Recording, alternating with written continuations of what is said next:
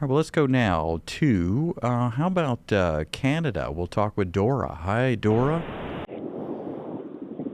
Hey, Dora, what do you got for us tonight? Hello. Yes, go for it. Our church is going through a book on deconstruction in the church, Yeah. and I just want you to know what I just want to know what your thoughts are about that. I have not attended the meetings, but there's a lot of discussion around it lately. What are your thoughts about it? Yeah. Well, it's basically Christians who get bored, and so they decide we got to deconstruct everything, and it's this process where we're going to dismantle everything we've ever believed and thought, and then we're going to reconstruct everything. So, look, if the result is a Christ-centered belief, great. I welcome that. I encourage that. But if the result is, well, we got rid of our chairs and we went back to pews, or we got rid of our windows and we went back to stained glass, or, we brought in some incense and now we're reevaluating our traditions. And so, that's the sort of thing that can happen. And so, one reason it can be really off base is that it's looking at trends, church history trends, cultural trends. It's looking to personal experience in a lot of regards, and that is instead of this foundational truths of Scripture. So, the bottom line is we don't want to be distracted. We don't want to be led astray by anything. There's lots of stuff in Christianity that we can rethink. Let's rethink how powerful the cross is. Let's rethink how powerful the resurrection is. Let's rethink how good God's grace is because it's even better.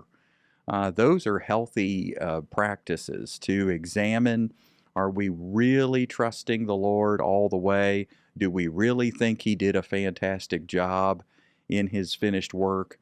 That's healthy. But this funny business where we just kind of get bored and we change our tradition, we change our procedure, we change our tradition or whatever, that's not really the core problem that we, the church, have. The core problem that we have is when we lose sight of our first love, when we lose sight of the power of the gospel. So deconstructionism, that's been around. It's been around for decades. I remember, a couple decades ago, hearing about deconstructionism, and all the young people go crazy over it, and they think, wow, we're going to be so scholarly, and we're going to be so analytical, and we're going to be rocking the boat, and we're going to rework everything. And then next thing you know, what did they decide? Well, some of them decided, I'd really like to get back in the Catholic Church. I love their tradition. I'd really like to make my church more ceremonial. I'd really like to have incense in church, and I'd really like to, and you fill in the blank. And basically, it was just an experiment in how can we change things up in our procedures because we're bored. And to that, I would say, well, you're bored because maybe you've forgotten the core message of the gospel, or maybe you've never really known it. Because let me tell you, I've been doing this 25 years, sharing the love and grace and forgiveness of God, and I'm not bored in the slightest. There's nothing boring about it. It is the most exciting message on the planet. And we don't need to change things up when Jesus is exciting because his finished work is radical and worth celebrating every day, all day long. So, Dora, I hope that helps. And if a church is focused on deconstructionism, you might ask them just where are you headed? Where are you going with this? What's your goal? What are you deconstructing? What are you reconstructing?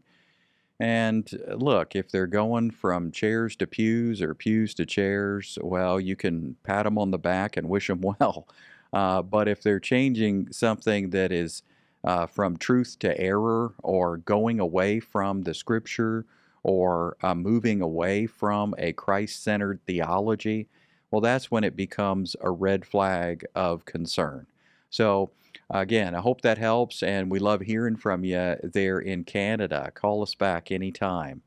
Well, let's go now